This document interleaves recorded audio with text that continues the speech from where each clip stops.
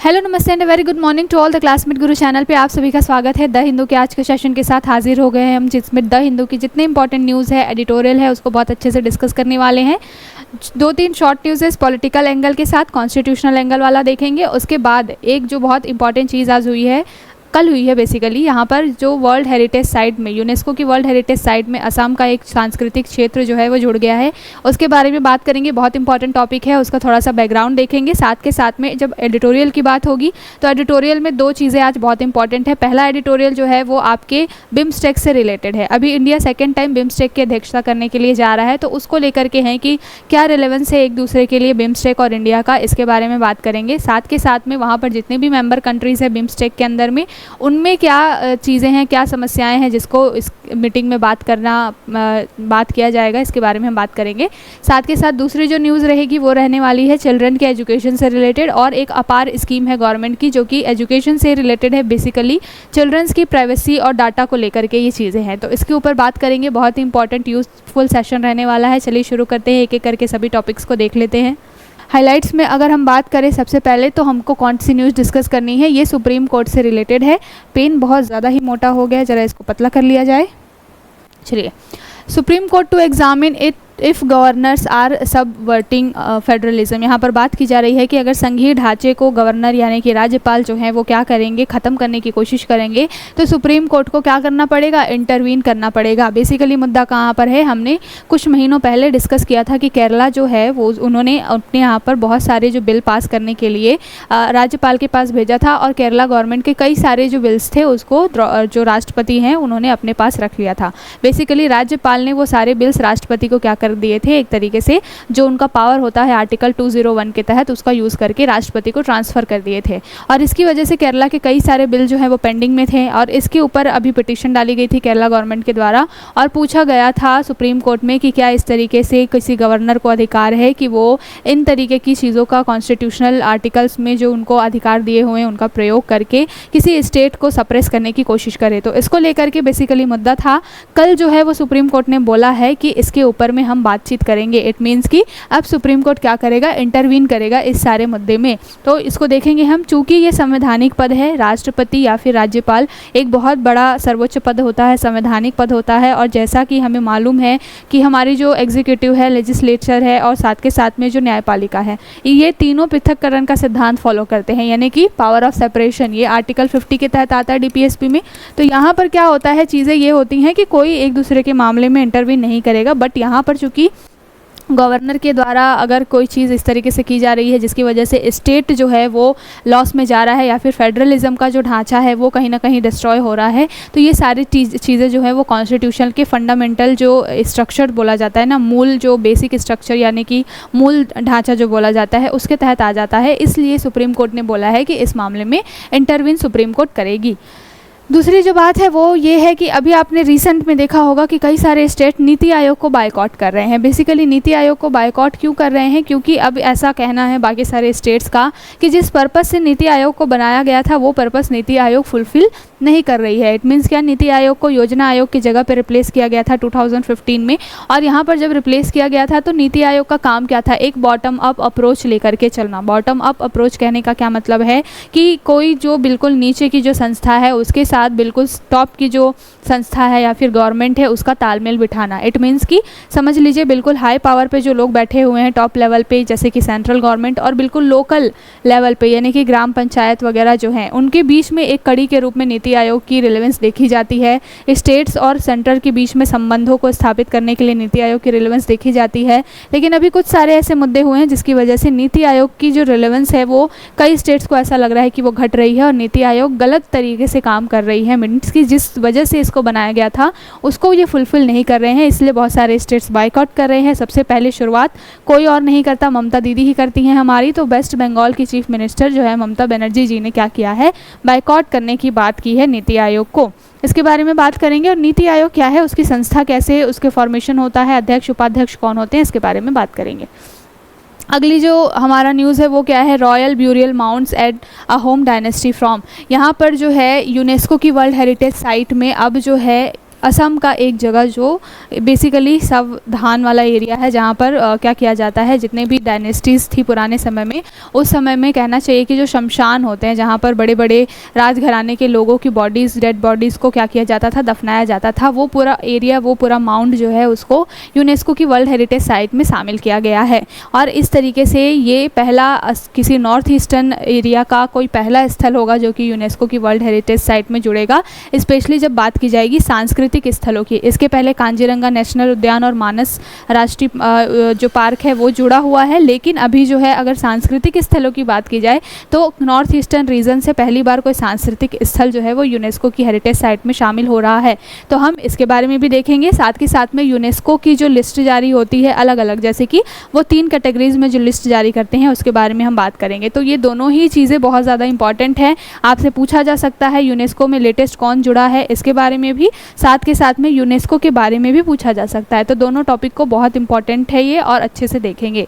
अगली जो न्यूज़ है 219 proposals of for high court जजेस अपॉइंटमेंट। यहाँ पर बेसिकली बात की जा रही है, सेंट्रल गवर्नमेंट के द्वारा जवाब आया है, और जो सदन होता है वहाँ पर क्वेश्चन आंसर का चीज़ चलती रहती है जैसे ही सत्र स्टार्ट होता है। जैसे अभी मानसून सेशन चल रहा है, तो मानसून सेशन में जो है सेंटर में जो गवर्नमेंट होती है, उनके जो मंत्री होते हैं, उनसे विपक्षी पार्टी के लोग क्वेश्चन पूछते हैं। तो यहाँ पर अपॉइंटमेंट से रिलेटेड, हाई कोर्ट में जजेस के अपॉइंटमेंट से रिलेटेड चीज़ों के बारे में क्वेश्चन पूछा गया था। अभी फ़िलहाल हमारे यहाँ पे लगभग 357 जो पोस्ट हैं हाई कोर्ट में जजेस की, वो वैकेंट है, खाली पड़ी हुई हैं, और इसको ही भरने को लेकर के क्या प्रोग्रेस की जा रही है गवर्नमेंट के द्वारा, इसके बारे में क्वेश्चन पूछा गया था।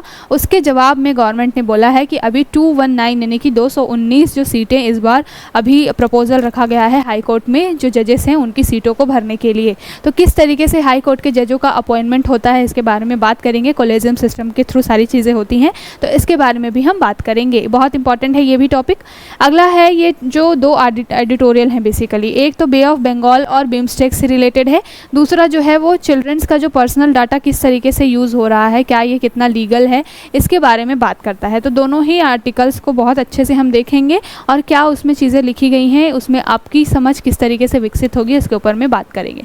तो ये कुछ रूपरेखा है, ओवरव्यू है, जिसके ऊपर आज हमें डिस्कशन करना है। चलिए शुरू करते हैं, एक एक करके सारे टॉपिक्स देख लेते हैं। सबसे पहला जो टॉपिक है वो किससे रिलेटेड है, सुप्रीम कोर्ट से। Supreme Court to examine if governors are subverting federalism.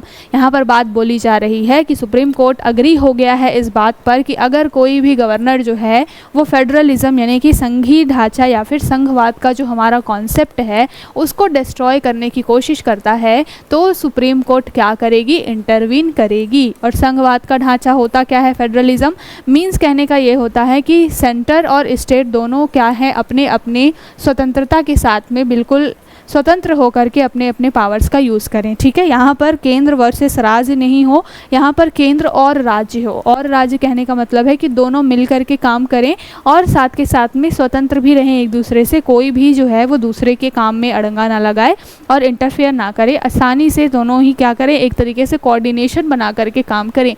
इसको क्या कहते हैं, संघवाद यानी कि फेडरलिज्म।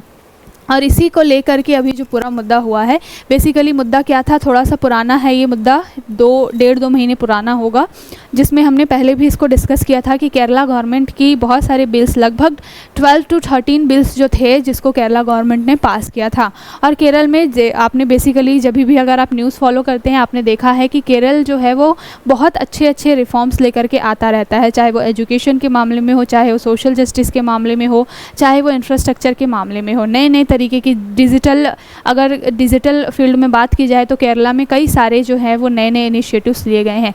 तो इन इनिशिएटिव्स के लिए उसको बहुत सारे बिल जो है वो पास कराने पड़ते हैं, और जब बिल दोनों सदनों में पास हो जाता है वहाँ के, स्पेशली स्टेट लेजिस्लेचर में तो बहुत कम जगह पे 2 सदन है, सिंगल सदन का ही कॉन्सेप्ट है। तो यहाँ पर होता ये है कि जहाँ पर सदन से तो पास हो जाती हैं चीज़ें, बट जब उसको गवर्नर के पास में भेजा जाता है तो केरल में जो गवर्नर हैं उनके ऊपर एलिगेशंस लगाए गए थे कि उनने बहुत सारे जो बिल्स हैं इनमें से उनको विथ होल्ड करके रख लिया था और आगे राष्ट्रपति के एक तरीके से सिफारिश के लिए भेज दिया था। 2-3 आर्टिकल इंपॉर्टेंट होते हैं जब हम बात करते हैं इससे रिलेटेड। एक तो होता है आर्टिकल 200। आर्टिकल 200 क्या है? इसके तहत किसी राज्यपाल को ये शक्तियाँ दी जाती हैं कि किसी बिल के ऊपर में उनको असेंट देना है या नहीं, या फिर उसको विथहोल्ड करके रखना है। ये बात यहाँ पर है 200 आर्टिकल 200 यानी कि अनुच्छेद 200। दूसरा जो आर्टिकल बहुत इंपॉर्टेंट है वो है आर्टिकल 201। ये बेसिकली क्या पावर देता है? ये बेसिकली गवर्नर को पावर देता है कि कोई भी बिल जो उसको ऐसा लगे, गवर्नर को ऐसा लगे कि राष्ट्रपति की अनुशंसा के लिए भेजा जाना चाहिए और इस पर राष्ट्रपति को डिसीजन लेना चाहिए, तो अकॉर्डिंग टू आर्टिकल 201 क्या करता है? With the help of article 201 जो गवर्नर होते हैं वो राष्ट्रपति को ऐसे सारे जो स्टेट लेजिस्लेचर के जो बिल होते हैं उसको वहाँ पर रेफ़र कर देते हैं, ट्रांसफ़र कर देते हैं। अब यहाँ पर पूरा मुद्दा जो है इन्हीं 2 आर्टिकल्स को लेकर के है, और ये पूरा जो न्यूज़ बेसिकली ये है कि अभी तक जनरली सुप्रीम कोर्ट हमेशा से ये चीज़ में बिलीव करती है, और ये कॉन्स्टिट्यूशन में भी मेंशन है कि डीपीएसपी का जो आर्टिकल है, आर्टिकल कौन सा है? डीपीएसपी का आर्टिकल 50। तो डीपीएसपी का आर्टिकल 50 क्या कहता है? सेपरेशन ऑफ पावर की बात करता है, यानी कि पृथक्करण के सिद्धांत की बात करता है, जहाँ पर बोला जाता है कि न्यायपालिका जो है वो अपनी जुडिशरी जो है आपकी वो लेजिस्लेचर से और एग्जीक्यूटिव से क्या रहेगी? बिल्कुल अलग अलग तीनों काम करेंगे और कोई किसी के मामले में इंटरवीन नहीं करेगा। लेकिन यहाँ पर मुद्दा किसका आ गया है? संघवाद का। और फेडरलिज्म जो है वो आपके बेसिक स्ट्रक्चर के अंतर्गत आता है। According to Kesavananda Bharati case जो 2017-18 का आया था, उसमें जो है बात की गई थी सुप्रीम कोर्ट के द्वारा कि समय समय पर सुप्रीम कोर्ट बताएगी कि कौन सा टॉपिक जो है वो बेसिक स्ट्रक्चर के अंतर्गत आता है या नहीं आता है। लेकिन अगर बात की जाए संघवाद की, फेडरलिज्म की, तो ये चीज़ें कॉन्स्टिट्यूशन में मेंशन है, और ये क्लियर कट बोला जाता है कि संघवाद जो है वो आपका बेसिक स्ट्रक्चर का पार्ट है। इसलिए सुप्रीम कोर्ट क्या करेगा? इसमें इंटरवीन कर सकता है, और इसी को बेस बना करके अभी सुप्रीम कोर्ट ने बोला है कि जो पिटीशन डाली गई है अगेंस्ट गवर्नर उसके ऊपर में बातचीत की जाएगी। आगे चल के फिर से पर हियरिंग होगी, ये मुद्दा फिर से आकर के क्लियर होगा कि क्या किसी भी गवर्नर को जो भी असेंट देने से विथहोल्डिंग के लिए जो भी पावर मिली हुई है बिल्स के ऊपर में, वो कितने हद तक है, उसका दायरा कितना है, इसके बारे में बात होगी। ठीक है, तो आई होप आपको मुद्दा समझ में आ गया। इंपॉर्टेंट चीज़ें क्या क्या है यहाँ पर? संघवाद, जाकर के टॉपिक रिवीजन कर लीजिएगा, आर्टिकल 200, आर्टिकल 201 और साथ के साथ में डीपीएसपी का आर्टिकल 50। कोई भी टॉपिक हम पढ़ते हैं ना, जो डे टू डे लाइफ में बहुत ज़्यादा आपको रिपीटेशन देखने को मिलता है, एक बार जाइए, उससे रिलेटेड जितने आपके क्वेश्चन पूछे जा सकते हैं हम यहाँ पर आपको बता देते हैं, लिंक कैसे करना है, और उसको जाकर के आप क्या कर लीजिए? रिवाइज कर लीजिए। वो चीज़ें लॉन्ग टर्म में आपके दिमाग में बैठ जाएंगी। अगला जो ये टॉपिक है बहुत इंपॉर्टेंट है, बेसिकली जो संघवाद से ही रिलेटेड है। कहना चाहिए कि कोऑपरेशन का जब बात आती है, सहकारिता की जब बात आती है, तो हमेशा केंद्र और राज्य के बीच में कोऑपरेशन बनाने के लिए इस तरीके की संस्थाएं बनाई जाती हैं, और ये कोऑपरेशन का काम करते हैं। इसके पहले योजना आयोग थी, जब देश आज़ाद हुआ था उसके बाद में 1951-52 के बाद में जो योजना आयोग बनी थी, वहाँ पर भी काम क्या था कि पॉलिसी को इम्प्लीमेंटेशन सही तरीके से कराना है, सेंट्रल गवर्नमेंट और स्टेट गवर्नमेंट के बीच में एक कड़ी बनना है, एक समन्वय लाना है, एक कोऑर्डिनेशन लाना है। लेकिन 2015 में क्या किया गया? योजना आयोग को रिप्लेस किया गया और इसकी जगह पे क्या आ गया? नीति आयोग। नीति का फुल फॉर्म आप बताएंगे नीति आयोग का क्या होता है? बहुत ही कहना चाहिए कि बेसिक सा है, लेकिन कई बार क्वेश्चन पूछ लिया जाता है वनडे एग्जाम्स वगैरह में। तो नीति आयोग से अभी क्या है, कुछ सारे स्टेट्स जो हैं वो बॉयकॉट कर रहे हैं, बेसिकली उनकी मीटिंग्स में पार्टिसिपेट करने से मना कर रहे हैं। और सबसे पहला नाम जो है वो वेस्ट बंगाल का है। वेस्ट बंगाल जो है, वहाँ के चीफ मिनिस्टर ममता बनर्जी ने बहुत सारे एलिगेशंस लगाए हैं कि अब नीति आयोग उतना रिलेवेंट रह नहीं गया है, जो उसके मुद्दे हैं वो सही तरीके से क्या है काम नहीं कर रहा है, पक्षपात वाली चीज़ें हैं, सेंटर की तरफ ज़्यादा झुका हुआ है और एक सेंटर की एजेंसी के रूप में ही काम कर रहा है, जिससे कि बाकी सारे एजेंसीज के ऊपर में क्या लगाया जाता है? एलिगेशन लगाया जाता है। तो यहाँ पर बोला गया है कि NITI Aayog there was no hope और स्कोप। यहाँ पर नीति आयोग के लिए इन्होंने बोला है कि अब नीति आयोग एक ऐसा प्लेटफॉर्म बन गया है जहाँ पर ना कोई होप है, ना ही कोई स्कोप है राज्यों के लिए, इसलिए हम क्या कर रहे हैं, इस सारी मीटिंग्स से बायकॉट हो रहे हैं। तो इस तरीके का जो मेज़र है वो बहुत सारे स्टेट्स ने लिया है। अब इसकी वजह से नीति आयोग आ गया है चर्चा में। तो चलिए देखते हैं थोड़ा सा नीति आयोग के बारे में। नीति आयोग की बात हो जाए तो सबसे पहले मैंने बताया योजना आयोग को रिप्लेस करके किसको बनाया गया है? 2015 में नीति आयोग। जब नाम में योजना आयोग है तो काम क्या होगा? वो काम होगा कि कैसे कोऑर्डिनेशन बनाना है और नई नई स्कीम्स बनानी है, सो दैट केंद्र और राज्य दोनों अच्छे से मिलकर के काम कर सके, डेवलपमेंट हो सके। साथ के साथ अगर बात की जाए इसके अध्यक्ष के बारे में, तो जो प्रधानमंत्री होते हैं वही नीति आयोग के अध्यक्ष होते हैं। उसके बाद एक उपाध्यक्ष की की नियुक्ति यहाँ पर की जाती है। ठीक है, तो प्रधानमंत्री के द्वारा ही उन उपाध्यक्ष को चुना जाता है। तो अध्यक्षता तो प्रधानमंत्री करते हैं, लेकिन उपाध्यक्ष के रूप में एक व्यक्ति जो है वो प्रधानमंत्री ही चुनते हैं। दूसरी बात है कि ये काम क्या करते हैं, इस नीति आयोग में कौन कौन लोग शामिल होते हैं। तो यहाँ पर सभी स्टेट्स के मुख्यमंत्री और जो मुख्यमंत्री रिकमेंड करें, जो भी केंद्र शासित प्रदेशों के बाकी मंत्री जो होते हैं, इस नीति आयोग में सदस्य होते हैं। और ये बेसिकली क्या काम करता है कि एक कोऑर्डिनेशन बनाना है। सभी राज्य जो हैं, राज्य मिल करके सेंटर के साथ बैठते हैं और अलग अलग राज्यों के लिए क्या पॉलिसी बनानी है, उनके क्या चैलेंजेस है, उसके ऊपर में बातचीत होती है और एक सही स्ट्रक्चर जो है वो बन करके तैयार होता है कि किस राज्य की क्या डिमांड्स हैं, उनकी क्या ज़रूरतें हैं और उसको किस तरीके से टैकल करना है। साथ के साथ में हमारा ग्रामीण समाज है, चाहे अर्बन एरिया है, उसको किस तरीके से लेकर के चलना है। तो इन सब को लेकर के गवर्निंग काउंसिल में ये सारे सदस्य होते हैं, जिसमें सभी राज्यों के मुख्यमंत्री, केंद्र शासित प्रदेशों के उपराज्यपाल यानी कि लेफ्टिनेंट गवर्नर जो होते हैं वो होते हैं। इसमें और भी चीज़ें शामिल होती हैं, जैसे कि क्षेत्रीय परिषद। क्षेत्रीय परिषदें आपको मालूम है कि हमने इंडिया में 5 जो है क्षेत्रीय परिषदें बांट दी है, नॉर्थ में, साउथ में, ईस्ट वेस्ट और जो मिडल वाला एरिया है। यहाँ पर बेसिकली क्या होता है कि कुछ जो स्टेट्स हैं, कुछ जो रीजन्स हैं, उनको मिला करके ये कुछ परिषदें बनाई गई हैं और इनका अलग भी एक मीटिंग होती है और नीति आयोग में भी ये आते हैं। ठीक है, और अपने अपने क्षेत्र की जो भी समस्याएं होती है उसके बारे में बात करते हैं। अगर इसकी बात की जाए कि इसमें जो है कितने सदस्य पदेन होते हैं, तो यहाँ पर बात की जाए तो 2 सदस्य पदेन होते हैं। ठीक है, अगर बात की जाए यहाँ पर कि कौन कौन से लोग होते हैं, किस तरीके से काम करते हैं, तो इसमें मुख्य कार्यकारी अधिकारी एक चुना जाता है, जो कि सचिव रैंक का, एक सेक्रेटरी रैंक का एक व्यक्ति होता है और वो क्या काम करता है, एक कोऑर्डिनेशन बनाने के लिए अपना जो है क्या देता है, आउटपुट इनपुट जो भी देना है, उनको सजेशन देना है, ये सारे काम करता है। तो नीति आयोग के बारे में थोड़ा सा आपको पता होना चाहिए। बेसिकली नीति आयोग का महत्व क्या है, अभी मैंने बताया कि राज्यों के बीच में कोऑर्डिनेशन बनाना, इस तरीके का सारा काम है। बहुत ज़्यादा रिपीटेशन नहीं करेंगे क्योंकि आपको जनरली चीज़ों के बारे में पता होता है, बस थोड़ा सा उसको रिवाइज करना ज़रूरी होता है। ठीक है, ये जो टॉपिक है अब अगला, इसके ऊपर में हम ज़रूर बहुत बात करेंगे। ये बेसिकली जो है बहुत ही इम्पॉर्टेंट टॉपिक है। अभी यूनेस्को की वर्ल्ड हेरिटेज साइट की जो बैठक है, यूनेस्को की बैठक अभी यहीं हमारे इंडिया में ही हो रही है और ये जो है कौन से नंबर की बैठक है, तो सबसे पहले तो ये आपको बता दिया जाए कि ये 46 सेशन है वर्ल्ड हेरिटेज साइट का और ये कहाँ पर हो रहा है, इंडिया के अंदर ही हो रहा है। तो ये आपसे पहला प्रश्न तो बन सकता है कि ये 46th मीटिंग है। दूसरी बात ये है कि यूनेस्को की वर्ल्ड हेरिटेज साइट में चूँकि अब इंडिया में हुआ है तो ये तो ज़रूरी बनता है ना कि इंडिया के किसी एक स्थल को तो शामिल किया ही किया जाए। तो इस बार किसे शामिल किया गया है, असम के ये जो आपको जो माउंट्स दिख रहे हैं इनको शामिल किया गया है। ये बेसिकली माउंट्स है क्या, तो यहाँ पर जो राजा रजवाड़े हुआ करते थे अहोम डायनेस्टी के, असम में अहोम डायनेस्टी थी, वहाँ पर ये सारे स्थलों में बहुत सारे शवों को क्या किया गया है, दफनाया गया है बेसिकली।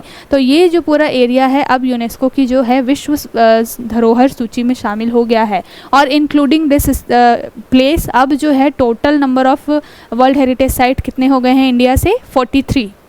इसको याद रखिएगा, पूछा जा सकता है कि वर्तमान में भारत के कितने विश्व विरासत स्थल यूनेस्को की साइट में शामिल हैं, तो लगभग क्या टोटल 43 जो हैं वो स्टेट्स, वो जो स्थल जो हैं वो शामिल हो गए हैं यूनेस्को में इस असम के इस स्थल को लेकर के। ठीक है, इसके पहले 42 थे, अब +1 हो गया है।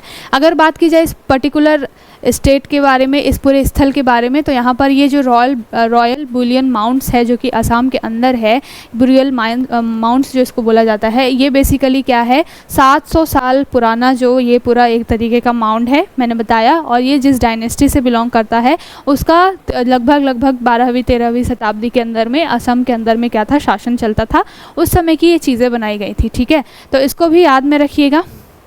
आप कुछ इंपॉर्टेंट फैक्ट्स देख लेते हैं इससे रिलेटेड, जहाँ से आपके लिए क्वेश्चन बन सकता है। तो सबसे पहले इसका नाम क्या है, इसको लोकल लैंग्वेज में जिस स्थल को विश्व विरासत सूची में शामिल किया गया है उसको लोकल लैंग्वेज में चराई देव बोला जाता है। चराई देव मैदान इसको नाम बोला जाता है। क्या है ये, अहोम जो डायनेस्टी थी उनका एक प्राचीन मिस्र पिरामिड है। मिस्र पिरामिड में क्या होता है, बेसिकली जो डेड बॉडीज़ होती हैं उनको ही रखा जाता है, बिल्कुल उसी की तर्ज पर इसको बनाया गया है। और ये मैदान कहाँ पर है, असम के जो ताई अहोम समुदाय हैं उनके जो पूरा एरिया जो था उस समय में, उनके द्वारा ये पूरा मॉल जो है वो तैयार किया गया था। लगभग 13वीं से लेकर के 19वीं शताब्दी तक का इनका टर्न पीरियड था। साथ के साथ में अहोम राजघरानों से ये पूरा जो स्थल जो रिलेट करता है, और साथ के साथ में यहाँ पर क्या किया जाता था, पार्थिव अवशेष जितने भी होते थे यानी कि डेड बॉडीज़ होती थी उसको साजो सामान के साथ क्या किया जाता था, दफनाया जाता था इस स्थल में। तो अहोम डायनेस्टी के जितने भी लोग जब डेड बॉडीज़ होती थी उनकी,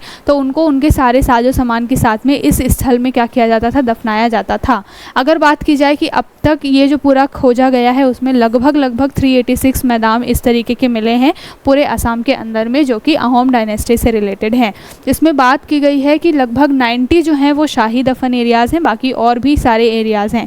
तो इस तरीके से आपसे क्वेश्चन पूछ सकता है चराई देव के बारे में। नाम याद रखिएगा, इसको रॉयल ब्यूरियल माउंट्स या फिर चराई देव माउंट्स जो है या फिर मैदान जो है वो बोला जाता है। अगर बात की जाए यूनेस्को की वर्ल्ड हेरिटेज साइट में शामिल होने से अब क्या होगा, तो जिन भी स्थलों को यूनेस्को की वर्ल्ड हेरिटेज साइट में शामिल कर दिया जाता है उनका संरक्षण करने की जिम्मेदारी गवर्नमेंट की हो जाती है, और सही तरीके से। ठीक है, तो अब जो है इस क्षेत्र का आपको विकास दिखेगा। हो सकता है कि यहाँ पर जो टूरिस्ट बहुत ज़्यादा आए, क्योंकि अब ये भी एक वर्ल्ड हेरिटेज साइट है। तो जनरली जब फॉरेनर्स इंडिया में घूमने के लिए आते हैं तो वो सर्च करते हैं आपके यहाँ पर। तो सर्च करने के लिए सबसे पहला ऑप्शन वो यही चुनते हैं कि यूनेस्को की वर्ल्ड हेरिटेज लिस्ट में क्या क्या चीज़ें शामिल की गई हैं। और जब उनको पता चलता है कि भाई यूनेस्को की वर्ल्ड हेरिटेज लिस्ट में इंडिया से ये सारे स्थल हैं, और अगर हम इंडिया घूमने के लिए जा रहे हैं तो फिर वो उन सारी जगहों पर क्या करते हैं, विजिट करना पसंद करते हैं। तो अब जो ये स्थल यूनेस्को की वर्ल्ड हेरिटेज साइट में शामिल हो गया है, तो अब इसकी वजह से वहाँ पर पर्यटन ज़्यादा से ज़्यादा प्रमोट होगा, और उस एरिया की जो इकोनॉमी है वो भी काफ़ी डेवलप होगी। और जो कल्चरल इफेक्ट जो है वो तो है ही, इंपॉर्टेंस तो है ही। अगर बात की जाए अहोम डायनेस्टी के बारे में, तो अहोम डायनेस्टी की स्थापना किसने की थी, चाओ लुंग सिउकाफा ने की थी। कब की थी, 1253 में, यानी कि 1253 में। याद रखिएगा, ये जो पूरा शासन है लगभग 600 सालों तक चला था, और इसी से रिलेटेड अभी जो स्थल है उसको यूनेस्को की वर्ल्ड हेरिटेज साइट में शामिल किया गया है। पूरा जो ये एरिया था इस पर कब्जा जो है वो 1826 में क्या किया था, अंग्रेज़ों ने क्या किया था, इस पर कब्जा कर लिया था। ठीक, अब अगर बात की जाए कि यूनेस्को की वर्ल्ड हेरिटेज साइट के बारे में, तो यूनेस्को की जो वर्ल्ड हेरिटेज साइट है वो 3 लिस्ट बेसिकली 3 आधारों पर क्या करती है, लिस्ट जारी करती है। सबसे पहले उसमें जो स्थल शामिल होते हैं वो होते हैं प्राकृतिक स्थल। दूसरे प्राकृतिक स्थल कहने का मतलब है कि जैसे कि कोई नेशनल पार्क वगैरह हो गया है, कोई बड़ी लेक वगैरह हो गई है, इस तरीके की चीज़ों को क्या किया जाता है, इसमें शामिल किया जाता है। पहला क्राइटेरिया प्राकृतिक स्थलों का होता है। दूसरा क्राइटेरिया किसका होता है, दूसरा जो क्राइटेरिया होता है वो सांस्कृतिक स्थल होते हैं। सांस्कृतिक यानी कि कल्चरल कुछ ना कुछ इम्पॉर्टेंट होती है, संस्कृति से जुड़े हुए चीज़ें होती हैं जो इम्पोर्टेंस रखती है, उसको इसमें शामिल किया जाता है। और तीसरी जो कैटेगरी होती है वो होती है मिश्रित, जिसमें प्राकृतिक और सांस्कृतिक दोनों स्थलों के कुछ ना कुछ विशेषताएं जो है वो शामिल होती हैं। तो इस तरीके से बात की जाए तो ये 3 लिस्ट के आधार पर यूनेस्को अपनी जो वर्ल्ड हेरिटेज साइट की लिस्ट जारी करती है। और अभी जो अहोम डायनेस्टी की चीज़ें शामिल की गई हैं वो आपके सांस्कृतिक क्षेत्र के रूप में शामिल की गई हैं। और नॉर्थ ईस्ट से संस्कृति के हिसाब से अगर देखा जाए तो इस तरीके से जुड़ने वाला ये जो मैदान है वो पहला होगा। मतलब अभी तक असम से 2 और चीज़ें जुड़ी हुई हैं, कांजीरंगा नेशनल पार्क और मानस नेशनल पार्क। और अब ये जो तीसरा स्थल जुड़ा है वो सांस्कृतिक धरोहर के रूप में जुड़ा है, इसको याद रखिएगा। बाकी कांजीरंगा और मानस जो है वो किस प्राकृतिक धरोहर के रूप में, नेचुरल जो आपका हेरिटेज है उसके रूप में जुड़े हुए हैं यूनेस्को के अंदर। ठीक है, तो ये भी बहुत इंपॉर्टेंट फैक्ट है। अब चलते हैं अगली न्यूज़ की तरफ। ये भी बहुत इंपॉर्टेंट है, कॉन्स्टिट्यूशनल एंगल है, जीएस पेपर 2 से आप इसको रिलेट कर सकते हैं। बेसिकली बात क्या की जा रही है कि सेंट्रल गवर्नमेंट से सदन के अंदर में जवाब मांगा गया था कि अभी जो है लगभग हमारे यहाँ पे 357 जो हाई कोर्ट में जजेस की सीट जो है वो वैकेंट पड़ी हुई हैं, वैकेंसीज जो है वो खाली हैं। तो हाई कोर्ट जजों की ये जो सीटें हैं खाली जो बची हैं, इनको भरने के लिए क्या प्रोग्रेस, क्या प्रोसेस जो सेंट्रल गवर्नमेंट कर रही है, इसको लेकर के क्वेश्चन पूछा गया था।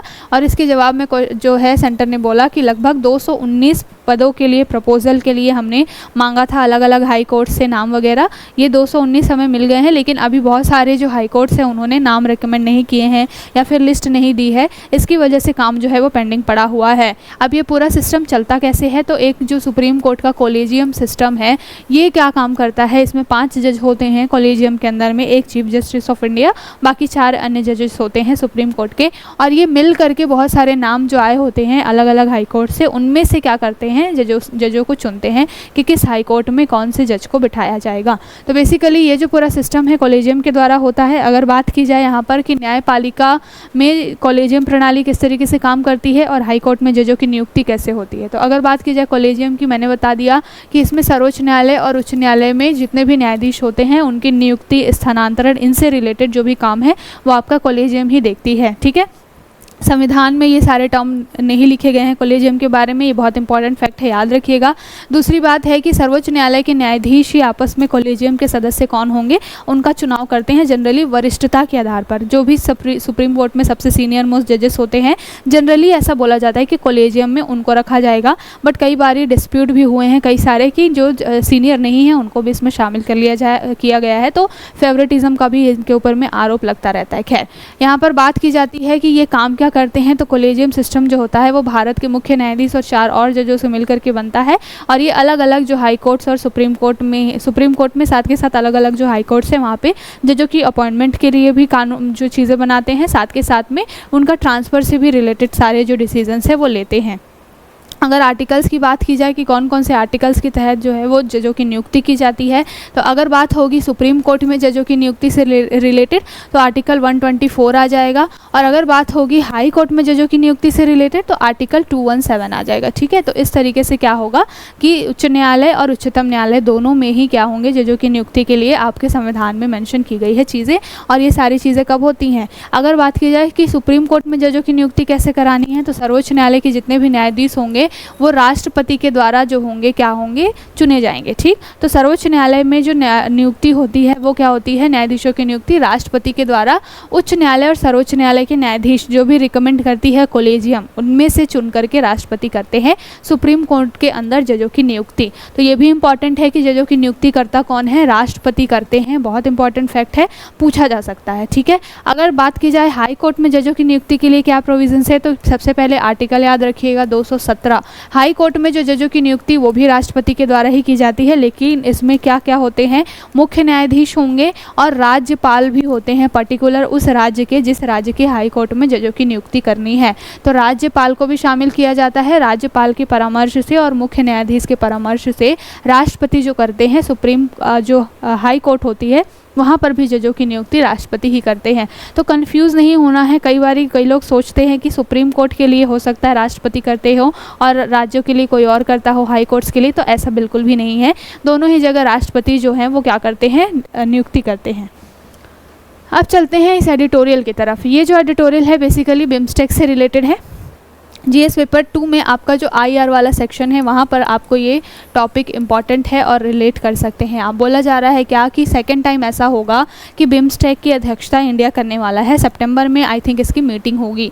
ठीक है, और यहाँ पर क्या बात बोली गई है, सबसे पहले तो बिम्स्टेक का फुल फॉर्म क्या है, Bay of Bengal initiative for multi sectoral technical and economic cooperation. तो यहाँ पर आपके नाम से ही दिखाई दे रहा है कि यहाँ पर मल्टी सेक्टोरल यानी कि बहुत सारे क्षेत्रों के अंदर में टेक्निकल और इकोनॉमिक कोऑपरेशन, तकनीकी और आर्थिक जो सहभागिता बढ़ाने के लिए इस पूरे बिम्स्टेक को फॉर्मेशन किया गया है। अगर हम बात कर लें बिम्स्टेक में कितने सदस्य हैं, तो बिम्स्टेक में आपके जो टोटल मेंबर कंट्रीज़ है, सबसे पहले फॉर्मेशन कब हुआ है, तो 6 जून 1997 में जो है इसका फॉर्मेशन हुआ था।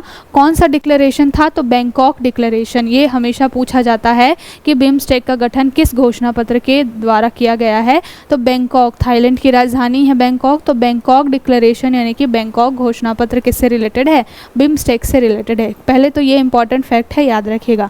अगर बात करें कि इसमें इनिशियली जब ये बना था तो इसमें बिस्ट, इससे याद रखिएगा आप, 4 जो कंट्रीज़ है उन्होंने मिलकर के इसको बनाया था, जिसमें सबसे पहले जो है वो बांग्लादेश, उसके बाद आई फॉर इंडिया, उसके बाद में यहाँ पर एस फॉर श्रीलंका और चौथा जो था वो था थाईलैंड। इन 4 ने मिलकर के क्या किया था, ये बिम्स्टेक बनाया था। बाद में फिर इसमें बहुत सारे जो कंट्रीज़ हैं वो भी इसमें जुड़ गई, और एट प्रेजेंट अभी लगभग 7 कंट्रीज़ बिम्स्टेक के अंतर्गत है। तो बांग्लादेश, श्रीलंका, इंडिया और थाईलैंड ये तो इनिशियली थे। बाद में कौन जुड़ा है, म्यांमार, भूटान और नेपाल।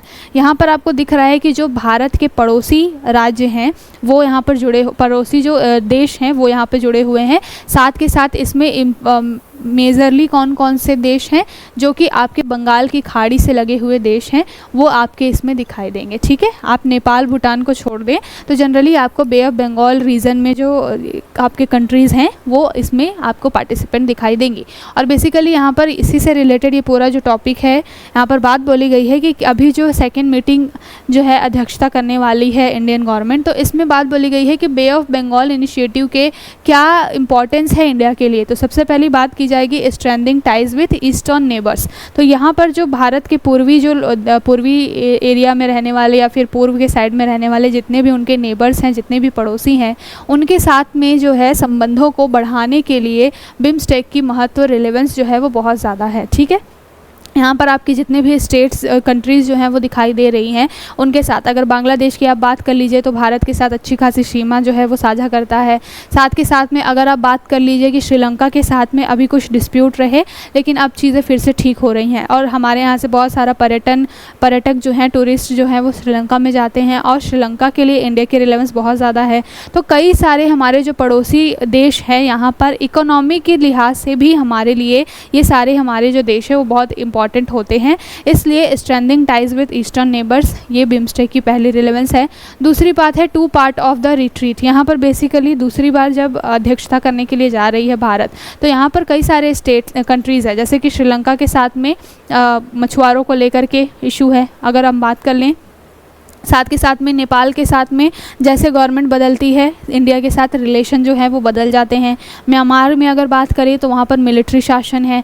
तो यहाँ पर अलग अलग जो इस पूरे बिम्स्टेक ग्रुप के जो सदस्य देश हैं उनके अलग अलग क्या है चैलेंजेस हैं, और हर कोई चाहेगा कि ये जो संस्था बनी हुई है बिम्स्टेक नाम की, इसके अंदर में आकर के वो अपनी अपनी समस्याओं को रखें और उसको कैसे रिजॉल्व किया जाएगा इसके ऊपर में बात करें। और इस सब के लिए जो है इंडिया की रिलेवेंस बहुत ज़्यादा है। साथ के साथ में हमें मालूम है साउथ चाइना सी में इंडिया का जो चाइना है उसका प्रभुत्व कहीं ना कहीं बहुत ज़्यादा है, और हो सकता है कि आने वाले समय में वो बे ऑफ बंगाल के साइड में भी अपना कूच कर ले।